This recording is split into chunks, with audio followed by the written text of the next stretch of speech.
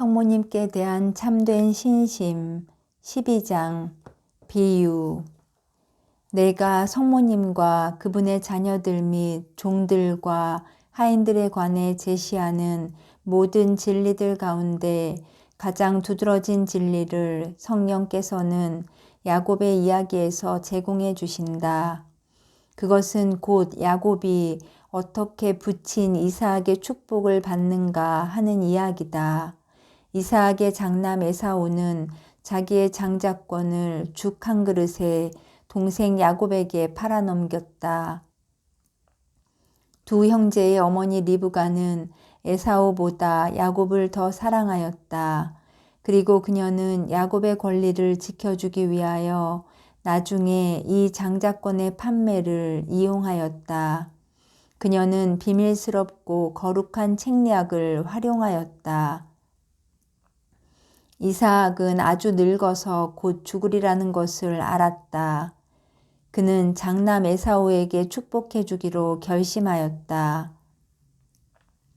그는 야곱보다도 에사오를 더 사랑했기 때문이다. 그런데 그는 에사오에게 축복해 주기 전에 맛깔스러운 식사를 즐기기를 원하였으므로 큰아들에게 밖에 나가 사냥으로 잡은 짐승으로 성찬을 마련하라고 명하였다. 리브가는 이 일을 야곱에게 알리고 새끼 염소 2마리를 잡아 가져오라고 지시하였다. 그녀는 이삭의 구미에 맞게 요리하였고 에사오의 가장 멋진 외투를 야곱에게 입히고 자신이 죽인 짐승의 가죽을 그의 목과 손에 감싸 주었다. 눈먼 이삭은 에사오를 그의 목소리와 외투의 냄새로써 그리고 거칠고 털이 많은 그의 손을 만져봄으로써만 알아볼 수 있었다.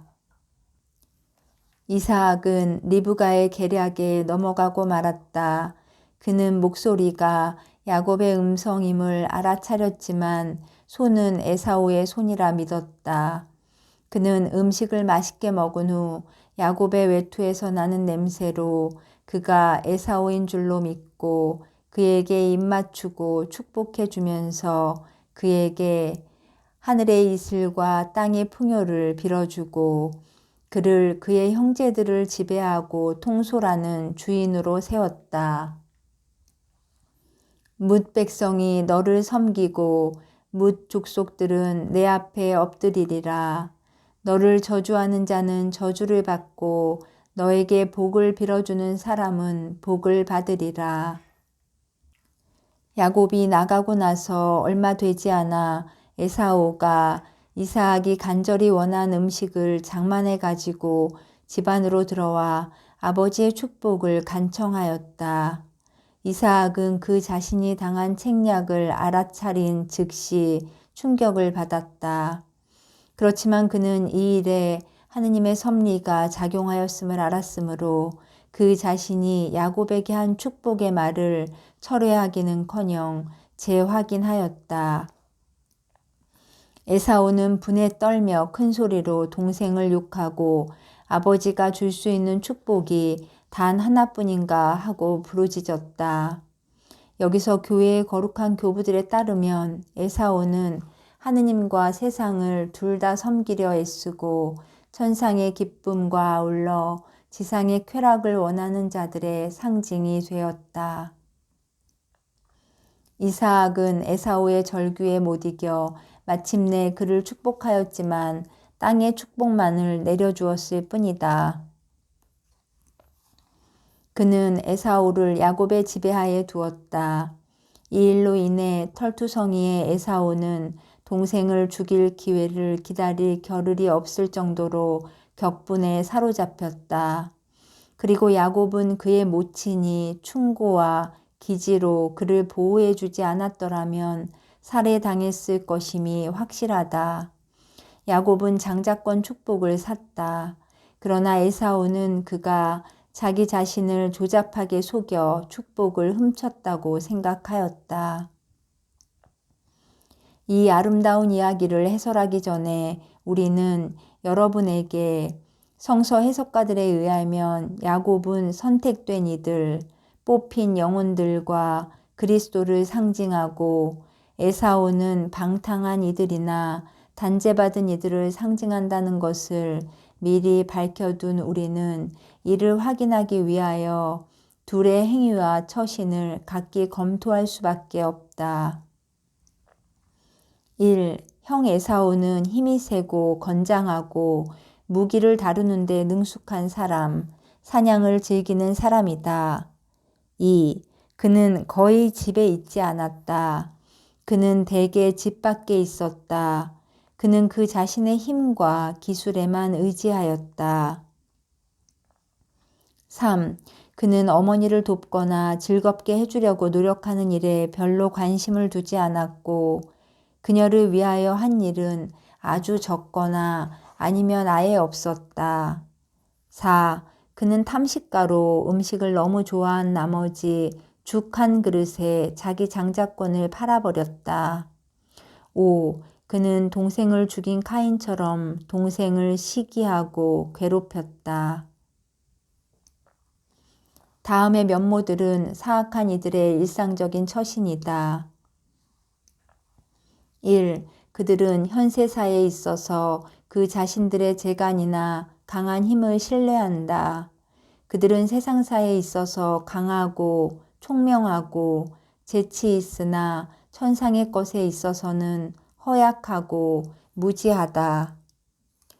그들은 집에서, 즉 하느님이 각 사람에게 주신 거처며 그들이 그 안에 하느님을 모실 수 있는 영혼 안에서는 거의 머물지 않는다.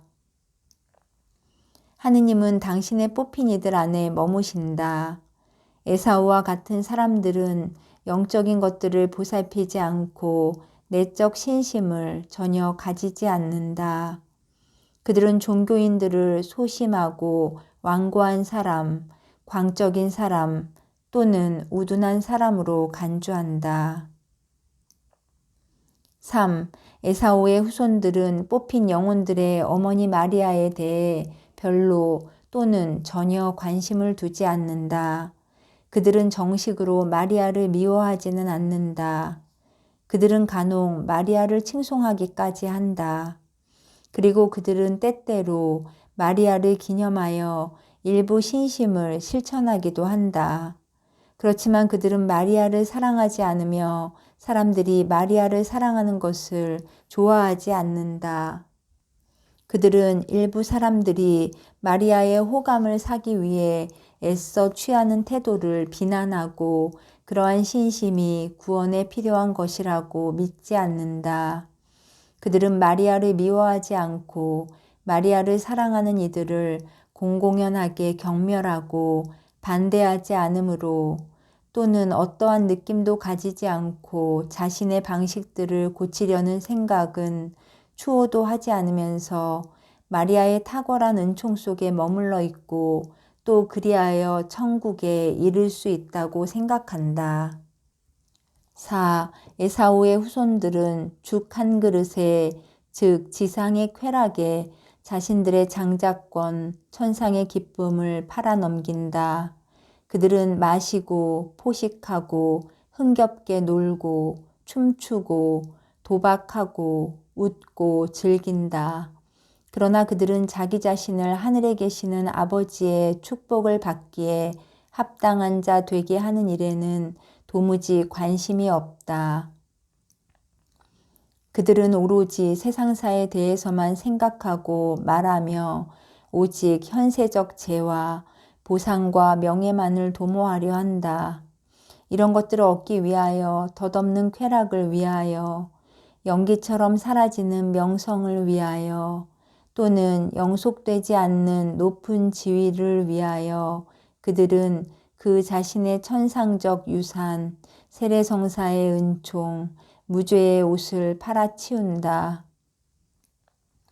5. 에사오의 자손들은 대체로 야곱의 자손들을 미워하고 경멸하고 은밀히 또는 공공연하게 박해하고 조롱하고 약탈하고 파괴하고 유린하고 또 그 자신들이 현세 삶 안에서 가질 만한 가치가 있다고 여기는 것들, 즉 재화, 권력, 사치와 안락함 따위를 소나귀에 넣기 위하여 저들을 짓밟고 지나간다.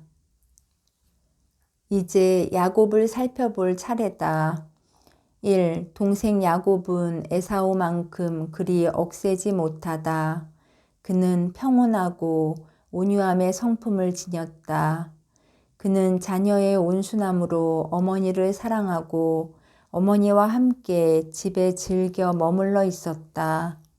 그가 집에서 멀리 떠나가 있었다면 그것은 어머니의 심부름 때문이었거나 어머니가 시킨 일을 행하기 위함이었다. 그는 자기 욕심을 채우러 집을 떠나지 않았다. 2. 그는 어머니를 사랑하고 존경하였다. 그는 어머니와 함께 있을 때 가장 행복하였다. 그는 어머니의 마음에 들지 않을 일은 극구 피하였고 그 자신이 어머니를 돕고 위로하기 위하여 할 수 있는 모든 일을 다 했다. 이 때문에 리브가는 그를 자연스레 사랑하게 되었다. 3.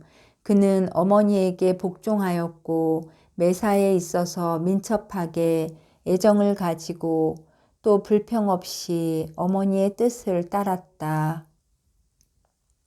그는 어머니가 자신에게 들려주는 모든 말을 다 들었고 거기에 반박하지 않았다. 예컨대 어머니가 그에게 아버지를 위해 맛있는 음식을 장만하도록 밖으로 나가 2마리 염소를 잡아 가져오라고 지시하였을 때 그는 따지지 않고 어머니가 시킨 일을 정확히 이행하였다. 4. 그는 어머니를 신뢰하였고 진정으로 의지하였다. 그는 무언가 필요할 때 어머니에게 가서 미심쩍은 일에 관해서 예컨대 이삭이 그 자신을 축복하기보다는 저주하지 않을까 하는 생각이 들었을 때 상의하였다. 그리고 그는 어머니가 그럴 경우에 저주를 스스로 뒤집어 쓸 것이라고 말했을 때 어머니를 믿고 신뢰하였다. 5. 끝으로 그는 할 수 있는 한 최대한 그 자신이 어머니에게서 눈여겨본 덕들을 본받았다. 내가 보기에는 그가 그토록 많은 시간을 할애하여 어머니와 함께 지내게 된 이유들 중 하나는 그 덕들을 터득하고 실천하고 또 나쁜 친구들을 스스로 멀리하기 위해서였을 것이다. 이렇게 해서 그는 아버지의 축복을 받기에 진정 합당한 자로 자신을 형성시켰다. 다음 면모들은 뽑힌 영혼들이 익힌 행동 방식이다. 1. 그들은 집에 머물러 있기를 좋아한다. 말하자면 그들은 영적인 것에 마음을 쏟는다. 그들은 일생 동안 그 내면에 영광이 깃들어 있었고 마음의 기도를 무척 사랑하신 성모 마리아의 모범을 따라 마음의 기도에 몰두한다. 물론 그들은 가끔 세상으로 나아간다. 그렇지만 그들은 하느님과 성모님의 뜻에 순종하며 그리고 자신의 일상생활의 의무들을 이행하기 위하여 나아간다. 그들은 자신의 외부 활동이 아무리 뛰어날지라도 자신의 내면적 업적들을 한층 더 귀중한 것으로 평가한다. 그들은 성모님을 따라서 그 자신의 내면에서 이루는 진보들을 더 높이 평가한다. 그들은 자신의 내면에서 완덕의 고귀한 과업에 증진한다. 그들에게는 다른 모든 과업들이 이 완덕의 과업에 비교해 볼 때 어린애 장난에 불과하다. 그들은 자신의 형제자매들이 세상의 성공과 칭송과 부러움을 사기 위하여 강력한 힘, 놀라운 능력과 거만한 기술을 활용하면서 바깥에서 활동하고 있음을 본다. 그러나 성령의 빛을 통하여 그들은 그들의 모범이신 그리스도와 더불어 그리고 마리아께 대한 완전하고 온전한 예속 안에서 그들의 은신처에 숨어 지내는데 더 큰 선, 더 찬란한 영광, 더 실제적인 기쁨이 있음을 간파한다.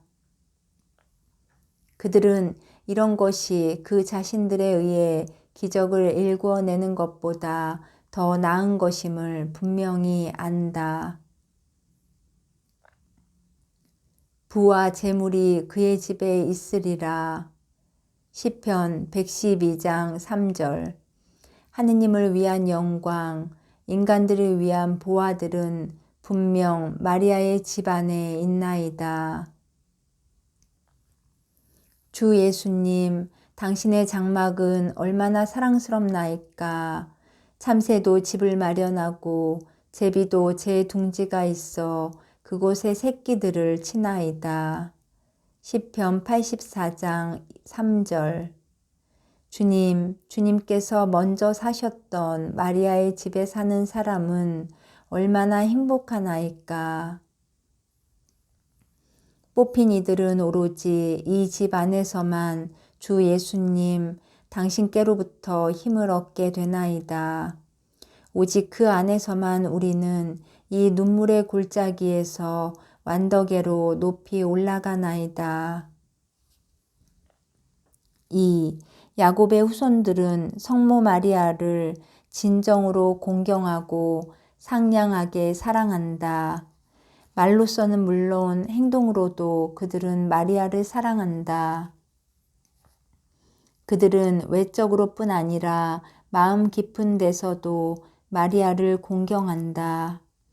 그들은 마리아의 마음을 상해드리는 것이면 무엇이든 다 피하고 그 자신들이 마리아를 기쁘게 해드릴 것이라고 생각되는 것이면 무엇이든 다 행한다. 그들은 두 마리 새끼 염소가 아니라 이 짐승이 상징하는 것, 곧 자신의 육신과 영혼을 마리아께 가져다 드린다. 마리아는 그들이 죄에 대해 죽게 만드실 것이다. 그리고 마리아는 그들이 맛있는 음식을 그리스도께 바쳐드리도록 장만하실 것이다.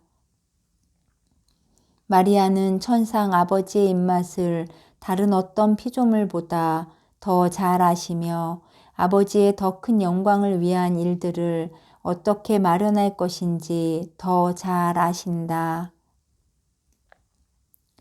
마리아께 바쳐진 그들의 육신과 영혼은 마리아의 보살핌과 전구를 통하여 천상 아버지의 축복을 받기에 합당한 봉헌물로 변화될 것이다.